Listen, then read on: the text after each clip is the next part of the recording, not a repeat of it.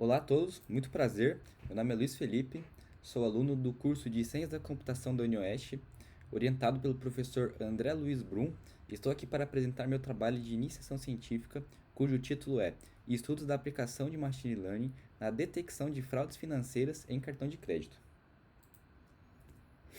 Então, fraude financeira, galera, é um problema que está cada vez mais comum, né, nos dias atuais. É um problema que vem crescendo muito. E o que se caracteriza por uma fraude financeira em cartão de crédito? É todo tipo de operação em cartão de crédito que não foi você que realizou, que foi outra pessoa. Então, a pessoa que ela se encontra em uma outra localização, não comum à sua, em um horário diferente do que você costuma comprar, preços de produtos muito diferentes do que você costuma comprar, entre outros fatores. E isso tudo identifica uma transação fraudulenta em cartão de crédito, ou seja, uma transação que não foi você que executou. Nos Estados Unidos, no ano de 2018, ele contou com prejuízo de cerca de 800 mil dólares em fraudes financeiras desse tipo.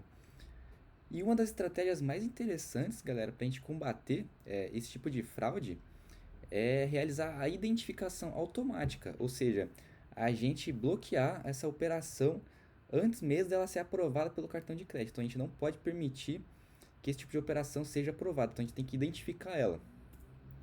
O objetivo do nosso trabalho é aplicar métodos de machine learning na identificação de fraudes financeiras. Então a gente vai usar algumas estratégias ali para tentar identificar da melhor maneira possível. E além disso, a gente vai comparar os desempenhos alcançados. A gente pegou a base original e a gente aplicou duas estratégias de oversampling. O que é uma estratégia de oversampling?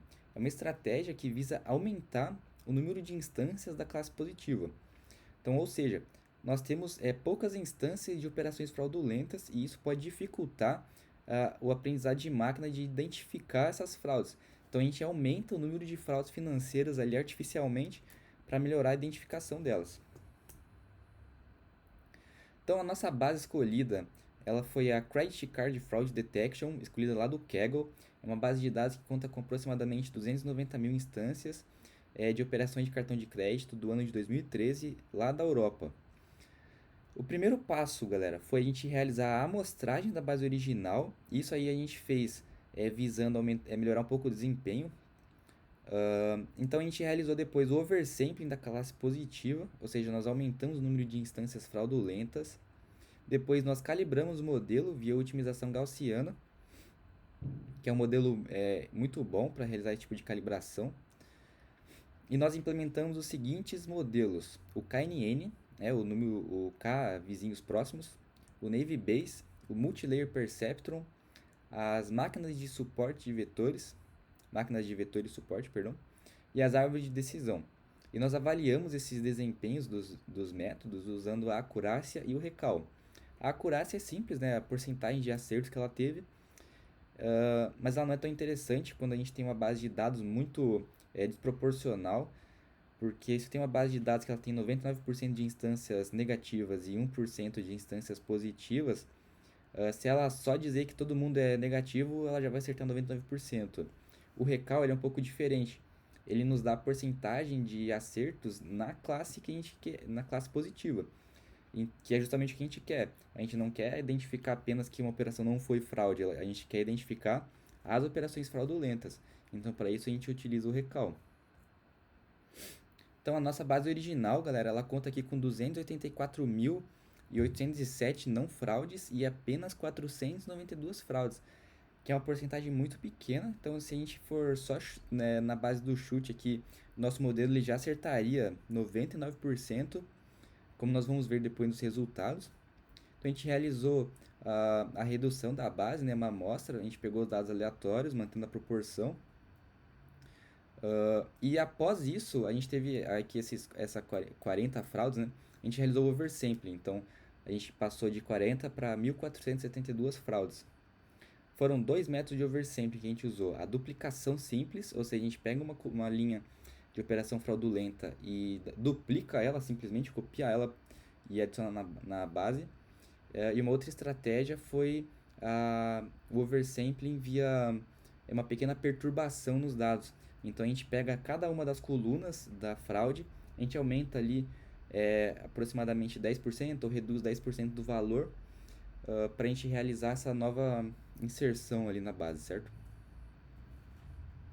70% da nossa base, então, ela foi usada para calibrar os modelos e 30% para realizar os testes.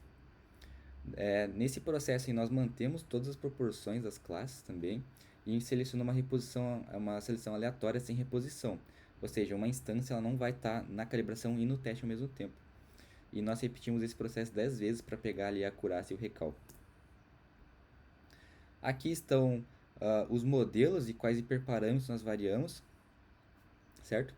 Também tem o Navy Base, só que como o Navy Base ele não tem nenhum hiperparâmetro para variar, a gente omitiu ele da tabela. Então, por exemplo, o KNN, a gente vai alterar ali o número de vizinhos e qual é a métrica. A árvore de decisão, a gente vai alterar ali o critério, a profundidade máxima. Do MLP, a ativação, o número de camadas escondidas. E aqui a gente mostra qual que foi o melhor modelo, o melhor hiperparâmetro, na verdade, que acertou tanto na base original, quanto na base duplicada, quanto na base com oversample. Então aqui nós temos os resultados, e aqui é muito interessante a gente notar como a acurácia de todos, tanto na base original, que foi a base sem o oversample, né, quanto na base duplicada ou com oversample via mutação, basicamente todos acertaram 99,9%. E isso aí pode dar a entender que o modelo é muito bom, né? Mas quando a gente for aplicar o recal, por exemplo, o recal do KNN, ele foi de 53%, ou seja, ele conseguiu acertar somente 53% das fraudes. Então significa que a acurácia ela estava sendo um indicador muito ruim para nós. Veja que na acurácia original do KNN ele estava 99,9%, mas isso não significa que ele estava acertando a base fraudulenta. Isso só significa que a nossa base de dados é desproporcional. Realizando duplicação e oversampling, ela já foi de 53% para 100%, ou seja, ela já está acertando todas as classes positivas nossas. Isso aconteceu com todos os métodos, com exceção da árvore de decisão, que acertou 100% também na base original. Mas veja, o MLP ele foi de 75% para 99,9%, o SVM foi de 83% para 100%, o Navy Base foi de 83% para 91% na base duplicada. Então, realmente, o recal é uma métrica importantíssima para esse tipo de identificação, né? Então, a gente conclui que métodos de machine learning realmente são muito bons para identificar fraudes financeiras, né? Essa tabela aqui nos mostra que a maioria acertou ali próximo de 100% das fraudes. O oversample ele realmente foi capaz de melhorar o desempenho, principalmente na taxa de acertos da classe positiva.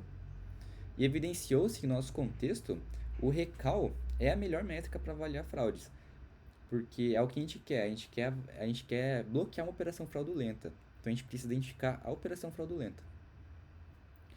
E toda a implementação disponível está no repositório aqui do meu GitHub público, para quem quiser dar uma conferida lá. Aqui está a base de dados do Kaggle, né? Credit Card Fraud Detection. E muito obrigado, pessoal, a todos aí que assistiram, que compareceram. Muito obrigado ao UniOeste. E muito obrigado ao meu professor e orientador André Luiz Brum. Ele realmente me ajudou muito nesse estudo. Valeu, pessoal.